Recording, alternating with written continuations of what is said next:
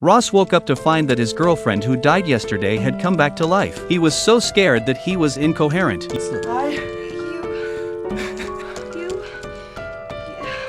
Okay, I'm gonna approach you.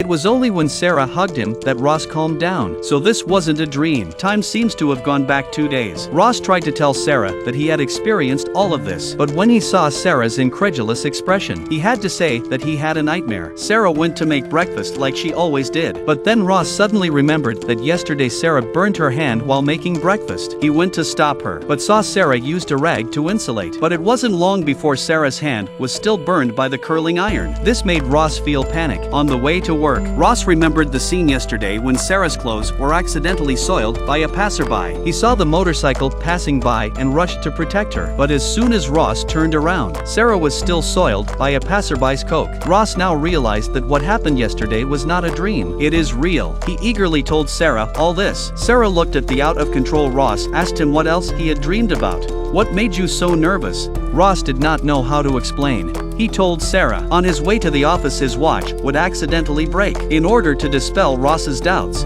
Sarah planned to accompany him to work, but all the way down to the office, Ross's watch was still intact. Sarah is relieved to leave. After work, Ross went to his friend's bar. He subconsciously caught the billiard ball that was about to break his glass. Then he realized that what happened yesterday will happen in the future. It just happened in a different order. Ross was desperate. He ran all the way to Sarah, telling her that it was all real. He's going to take Sarah and run away from London, hoping that this will prevent death from coming. The two arrive at the train station. Ross tells Sarah to buy a ticket for wherever you want to go. Sarah happily buys a ticket and they get on the train. Ross felt more and more familiar with the scenery outside the window. Now he knows that the place Sarah wants to go most is his hometown. Want to see the place where he lived, want to understand Ross's past. Ross was very touched by the arrival of his hometown. The sky suddenly began to rain heavily. The two of them temporarily hid in a nearby abandoned stone house. Ross wanted to light the fireplace to keep warm, but when he cut the match, his arm accidentally touched the fireplace. The result: he slowly peeled off the sleeve. Watch still broke. He then realized what was going to happen could not be avoided after all. With tears in his eyes, he asked Sarah, If you had one day left, what would you do? It's an easy answer. A no-brainer. I'd spend it with you. In front of the fire, the two confessed their love for each other and shared the stupidest things they had ever done. They had a great night together. Then Ross told his story. When he was a kid, he thought his father was the strongest man in the world. He looked up to him. But suddenly his father lost his job. He drank a lot until he lost his life. He was always in pain and buried the story in his heart. Knowing the truth, Sarah was very heartbroken and comforted Ross. She said in a soft voice, Death doesn't put an end to